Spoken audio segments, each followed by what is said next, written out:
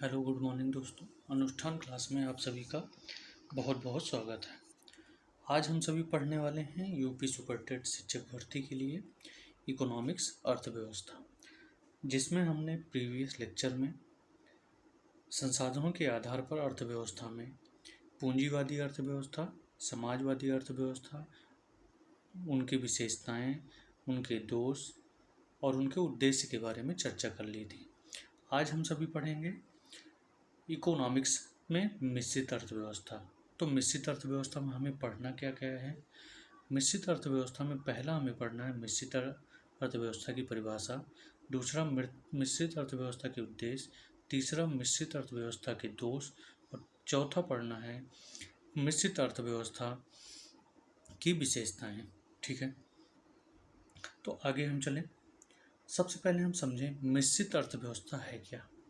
मिश्रित का मतलब ही होता है मिला हुआ।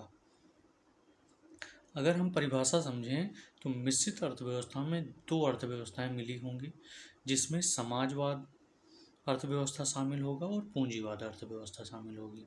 तो ऐसे प्रणाली जिसमें समाजवाद और पूंजीवाद दोनों की विशेषताएं पाई जाएं, उसको क्या बोलते हैं? मिश्रित अर्थव्यवस्था।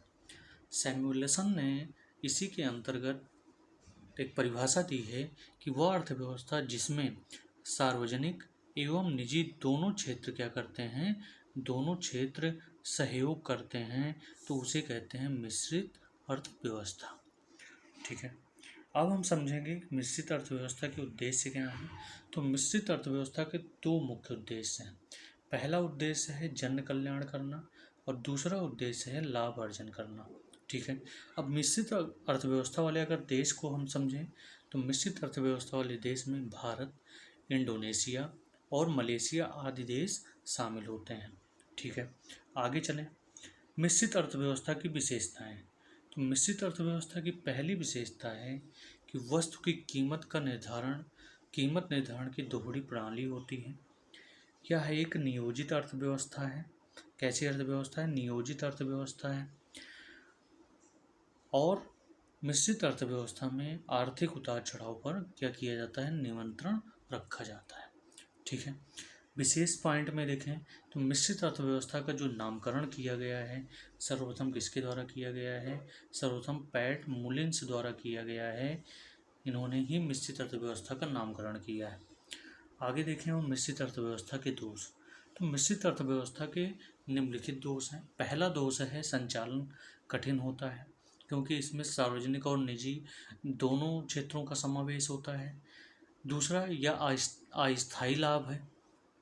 तीसरा, आर्थिक विकास की गति जो होती है कैसी होती है? मध्यम गति होती है।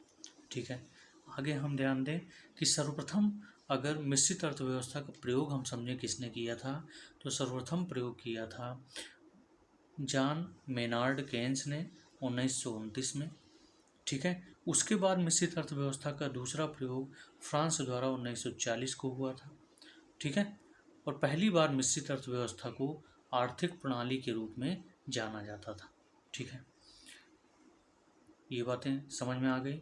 इसी के साथ ये लेक्चर यहीं पर फिनिश होता है। अगले लेक्चर में हम बात करेंगे अन्य क्षेत्रों के बारे में।